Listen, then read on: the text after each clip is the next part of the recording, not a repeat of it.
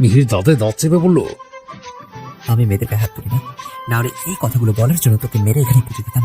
হ্যাঁ, লাইফে তো ওই দুটো জিনিসই খুব ভালো করে শিখেছেন, একটা বাপের টাকায় ফুটানি আর আরেকটা কথা কথায় গুন্ডামি করা। শাট আপ ইডিয়েট, নিজের মুখটা বন্ধ রাখ, নাহলে এই ক্লাসটা আমি তোর মাথায় ফাটাবো। সাইফা বিড়বিড় করে বলল, হ্যাঁ গন্ডার, তুই তো এটাই পারবি। তোর মতো ল্যাস ছাড়া গরুরা ভালোবাসার মানে কি বুঝবে? আল্লাহ, আমি কেন এই আনরোমান্টিক ছাগলটা কেন যে ভালোবাসতে গেলাম? মিহির বিরক্তি নিয়ে বলল, বিড়বিড় করে কি বলছিস? সাহস যদি থাকে তো জোরে বল।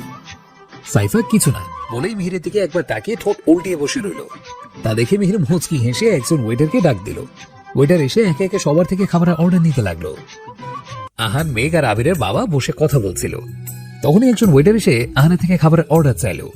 আহান নিচে কি খাবে সেটার অর্ডার করে মেঘের জন্য মেঘের ফেভারিট খাবার চিকেন ফ্রাইড রাইস অর্ডার করে দিল। এটা দেখে মেঘ ভ্রু কুঁচকে মনে মনে বলল। আহান ঠোঁটের কোণে মুচকি হাসি রেখা টেনে আবিরের বাবাকে উদ্দেশ্য করে বলল, আঙ্কেল আপনি কি খাবেন? ওনাকে অর্ডার করে দিন। আবিরের বাবা উঠে দাঁড়িয়ে বললেন, না বাবা, আমি কিছু খাবো না, তোমরা খাও। কেন আঙ্কেল? আবিরের বাবা একটা দীর্ঘ শ্বাস ফেলে বললেন, আমি এখানে বেশিক্ষণ বসে তোমাদের সাথে গল্প করলে তোমার আন্টি এখানে এসে সিক্রেট করবে, মেঘকে উল্টোপাল্টা কথা শোনাবে, ওনার সাথে জেরিনও যোগ দিবে। ওনার কথার মাঝে আহান ওনাকে থামিয়ে দিয়ে বলল, আর কিছু হবে না, আপনি বসুন তো।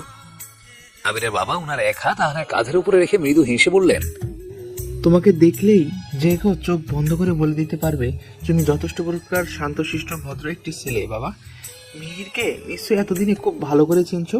ও ছোটবেলা থেকে অনেক রাগেই বদমেজাজি, বিশেষ করে মেঘকে কেউ কিছু বললে ও একদম সহ্য করতে পারে না।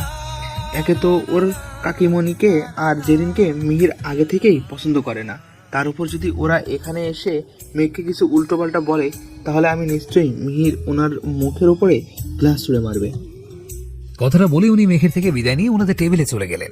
মেঘ আবিরের বাবার যাওয়ার দিকে তাকিয়ে মনে মনে বলল, হাই রে চাচু, তোমার এত বয়স হয়ে গেল তাও তুমি এখনো ঠিকঠাক করে মানুষ চিনতে পারলে না।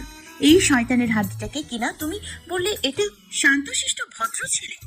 এই ভিলেনটার ফার্স্ট রেকর্ড যদি শোনো তাহলে তোমাকে এখান থেকে সোজা হসপিটালে নিয়ে যেতে হবে, বাসায় আর ফিরতে পারবে না। এনার ভিলেনগিরির গল্প শুনিয়ে আমি প্রায় হার্ট অ্যাটাক করতে করতে বেঁচে গেছি। চারপাশ থেকে মাগরিবের আজানের ধ্বনি ভেসে আসছে। সূর্য অস্ত গিয়েছে অনেকক্ষণ, কিন্তু এখনো সমস্ত পশ্চিম আকাশ জুড়ে সূর্যের লালিমা বিচরণ করছে। চারপাশে রাবছে অন্ধকার আর আকাশে বিস্তীর্ণ হয়ে থাকা লালিমা একসাথে মিশে পরিবেশটাকে অসম্ভব মোহনীয় করে তুলেছে। সারাদিন দৌড় ঝাঁপ উড়ি করে পাখিরা নিজেদের নিড়ে ফিরছে। কোথাও কোথাও ঝিঝি পোকড়া আর ব্যাঙেরা নিজেদের বেসুরে কণ্ঠে গান গাইছে। সারা রুমে পিন পতন নীরবতা। রুমের এক কোনার ফ্লোরে জায়নামাজ বিছিয়ে মাগরিবের নামাজ আদায় করছে মেঘ। নামাজ শেষে জায়নামাজটা ভাঁজ করে কাবাডে তুলে রেখে বিছানায় গিয়ে ধপ করে শুয়ে পড়লো। তারপর রুমটা চারপাশে ভালো করে চোখ বোলালো। সারা ফ্লোর চকলেটের খোসা আর ছেঁড়া কাগজে ভর্তি। খাট, sofa, reading table, dressing table প্রত্যেকটার উপরে জামা কাপড় স্তূপ করে রাখা। জুতার একটা উল্টে পড়ে আছে। কয়েক জোড়া জুতা এখানে ওখানে ছড়িয়ে ছিঁড়ে পড়ে আছে। রুমটা দেখে মনে হচ্ছে কয়েক বছর ধরে রুমটা পরিষ্কার করানো হয়নি। মেঘ ফোঁস করে একটা দীর্ঘ শ্বাস ফেললো। এই মুহূর্তে ও নিজের উপরে প্রচন্ড বিরক্ত। কি দরকার ছিল সেদিন মিহিরের পেছনে ওইভাবে দৌড়ানোর? না ও সেই দিন ওইভাবে মিহিরের পেছনে দৌড়াতো, না ওর পাটা কাটতো, আর না ওকে এইভাবে নিজের বাড়িতে নিজেরই রুমে জেলের কয়েদির মতো বন্দী হয়ে থাকতে হতো। এখন মেঘ যদি একবার হাতের কাছে মিহিরকে পেত তাহলে পানি ছাড়া গিলে খেয়ে ফেলতো। কারণ আজ প্রায় 4 দিন ধরে মেঘকে মেঘেরই রুমে মিহির বন্ধ করে রেখেছে। অবশ্যই এটা মিহির নিজের ইচ্ছায় করেনি, আহানের আদেশে করেছে। সেদিন রেস্টুরেন্ট থেকে আহান সরাসরি মেঘকে এই বাড়িতে নিয়ে আসে। তারপর মেঘকে এই রুমে রেখে রুমের বাইরে থেকে লক করে দেয় আর বলে এটা মেঘের সারাক্ষণ দৌড়দৌড়ি আর উল্টোপাল্টা কাজ করার পানিশমেন্ট। যতদিন না ওর পায়ের ব্যথা ঠিক হচ্ছে ততদিন মেঘ এই রুম থেকে বের হতে পারবে না, আর কোনো সার্ভেন্ট বা বাড়ির কেউ এই রুমেও আসতে পারবে না। এই 4 দিনে মিহির শুধু এই রুমে প্রতিবেলা মেঘের খাবার নিয়ে এসে খাবার খাইয়ে ওষুধ খাইয়ে আবার চলে গেছে। মেঘ অনেকবার মিহিরকে বলেছিল দরজাটা খুলে রাখতে, ও রুম থেকে কোথাও বেরোবে না, কিন্তু মিহির ওর কোনো কথাই শোনেনি।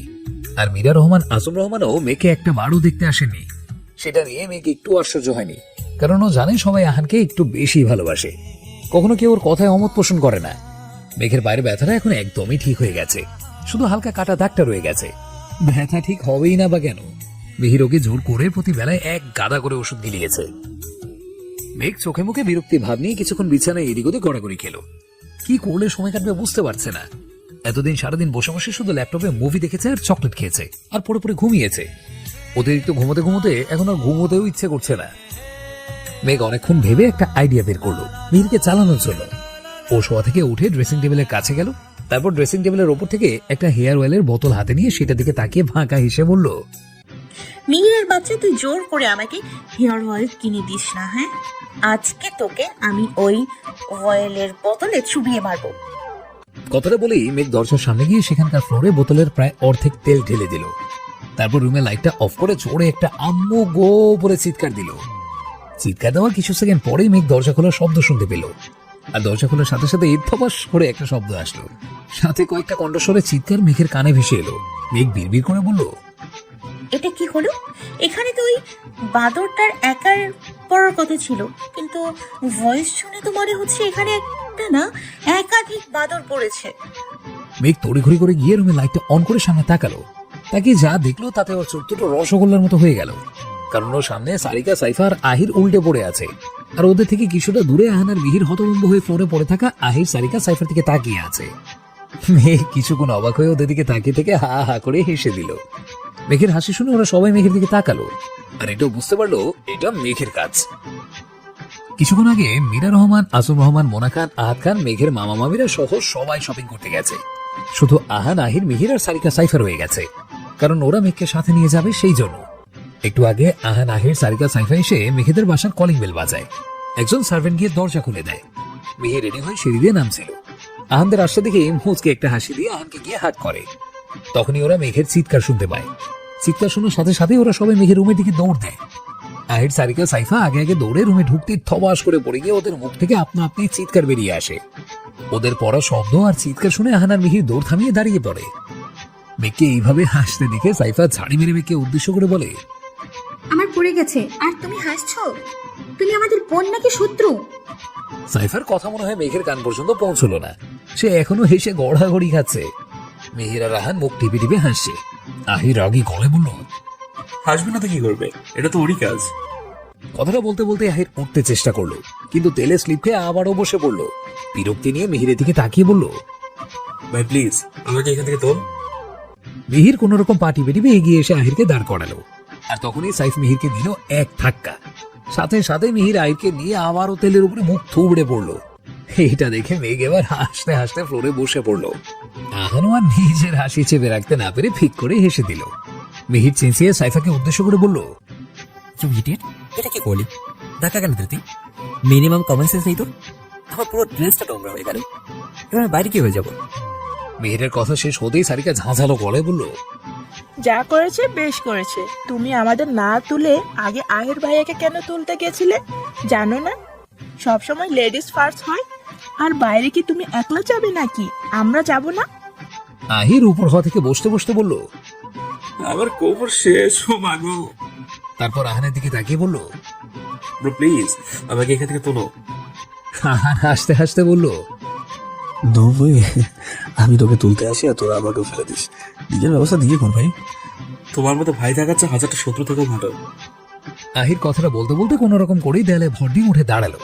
তারপর মিহিরকে টেনে তুলে সারিকা সাইফাকেও তুললো। মেঘ এখনো হেসে গড়াগড়ি খাচ্ছে। সাইফা কাঁদো কাঁদো গলায় বলল, আবি, আমরা পড়ে গেছি আর তুমি হাসছো? তুমি এটা আমাদের সাথে কেন করলে? ড্রেসটা পুরো খারাপ হয়ে গেছে। এবার আমরা কি করে শপিং করতে যাব?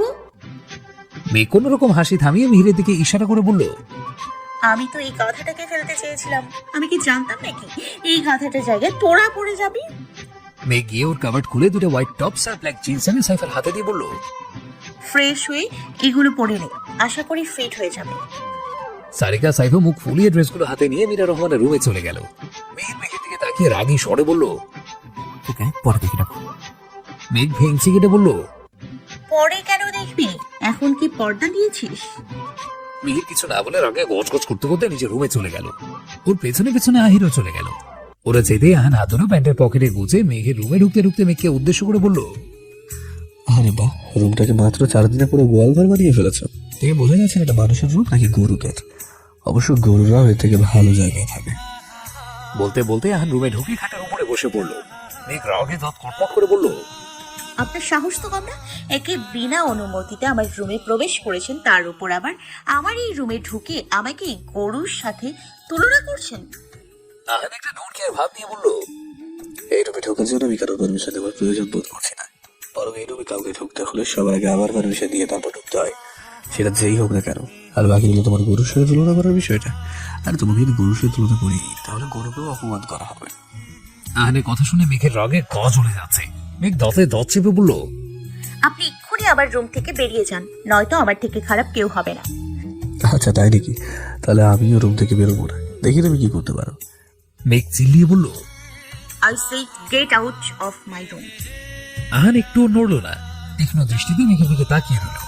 আহানকে এইভাবে ঠায় বসে থাকতে দেখে মেঘ রেগে শোপিসের র্যাক থেকে একটা কাঁচের শোপিস হাতে নিয়ে আহানের দিকে ছুঁড়ে মারলো। সাথে সাথে আহান শোপিসটা ধরে ফেললো। তারপর আহান বসা থেকে উঠে দাঁড়িয়ে শোপিসটা আবার জায়গা মতো রেখে মেঘকে হ্যাঁচকা টান দিয়ে বিছানায় ফেলে দিল। হঠাৎ আহানের এমন কাজে মেঘ হতভম্ব হয়ে গেল। কিছু বুঝে ওঠার আগে আহান মেঘের দুই বাহু বিছানার সাথে শক্ত করে চেপে ধরে রাগে ক্ষিপ্ত স্বরে বলল, এত সাহস আসে কোথা থেকে তোমার? সাবরিন সিজাত আহারের সাথে মানুষ কথা বললেও 100 বার ভেবে বলে, সেখানে তোমার মতো একটা পুছিয়ে মেয়ে আমাকে পেট ছড়িয়ে মারছো। হ্যাঁ, খুবই হাস্যকর বিষয়টা, তাই না? আহান এতটা কাছে আসায় মেঘ একদম স্ট্যাচু হয়ে গেছে। একটু নড়ার শক্তিটুকু যেন পাচ্ছে না। ওর ভীষণ অস্বস্তি লাগছে। হার্ট জোরে জোরে বিট করছে। শরীরের রক্তগুলো অস্বাভাবিকভাবে ছোটাছুটি করছে। ওর চোখ দুটো রসগোল্লার মতো বড় বড় করে ভয়ের তো চোখে আহানের দিকে তাকিয়ে আছে। আহান মেঘের বাহু আরেকটু শক্ত করে চেপে ধরে বলল, আর কি যেন বলছিলে? আমি যদি তোমার রুম থেকে বের না হয় তাহলে তোমার থেকে খারাপ আর কেউ হবে না। তুমি কি এটা জানো, এই রুমে যদি কারো আসলে অনুমতি থাকে তাহলে সেটা হচ্ছে একমাত্র আমার। কারণ আমার সব থেকে মূল্যবান জিনিসটা রুমে আছে, আর সেটার কাছে আসার জন্য আমি কোনো অনুমতি নেওয়ার প্রয়োজন মনে করি না। Not even you got it? আর ভবিষ্যতে যদি এই ধরনের কথা কখনো বলেছ, লামা থেকে খারাপ আর কেউ হবে না। আহান মেঘের বাহু এত জোরে চেপে ধরায় মেঘ ব্যথায় চোখ মুখ খিঁচে বন্ধ করে অস্পষ্ট গলায় বলল, লাগছে আবার।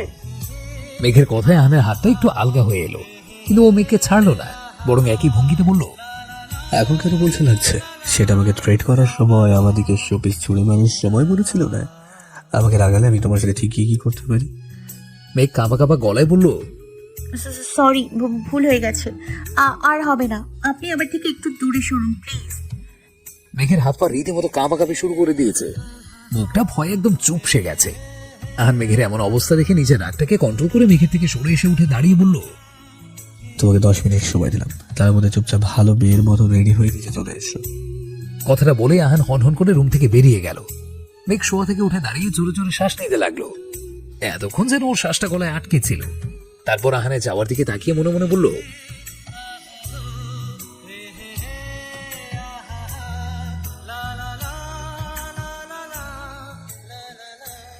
মেঘ রেডি হয়ে সিঁড়ি দিয়ে নামছিল, তখনই চোখ ড্রয়িং রুমের সোফার উপরে। সেখানে আহান সোফার উপরে বসে পায়ের উপরে পা তুলে ফোন স্ক্রল করছে। মেঘ বিড়বিড় করে বলল,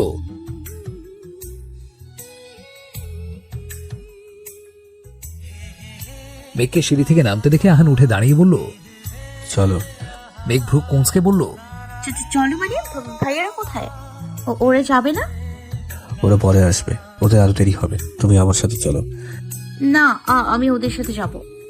কথাটা বলেই মেঘ সিঁড়ি বেয়ে আবারও উপরে উঠতে যাবে। তার আগে আহান মেঘের হাত ধরে টানতে টানতে বাড়ির বাইরে নিয়ে এসে গাড়ির ফ্রন্ট সিটে বসিয়ে দিয়ে নিজে গিয়ে ড্রাইভিং সিটে বসে গাড়ি স্টার্ট দিল।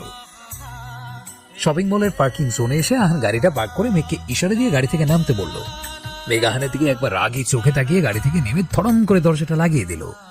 আসার সময় সারা রাস্তায় মেঘ অনেকবার বলেছে সে আহানের সাথে যাবে না, মিহিরদের সাথে যাবে, কিন্তু আহান তো আহান, সে মেঘের কথায় কোনো পাত্তাই দেয়নি। একসময় মেঘ চিল্লাচিল্লি করেও আহানের থেকে কোনো রিয়েকশন না পেয়ে বিরক্ত হয়ে চুপ মেরে গিয়েছে। মেঘ গাড়ি থেকে নেমে হন করে শপিং মলের ভেতরে চলে গেল। ওর পেছনে পেছনে আহানও আসলো। মেঘ হাঁটতে হাঁটতে হঠাৎ আহানের দিকে চোখ পড়তে ওর পাটা থেমে গেল। ও ভ্রু কুঁচকে আহানের দিকে তাকিয়ে বোঝার চেষ্টা করলো, এইসব আবার কি? এতক্ষণ তো সব ঠিকই ছিল, এখন আবার এগুলো কোথা থেকে আসলো?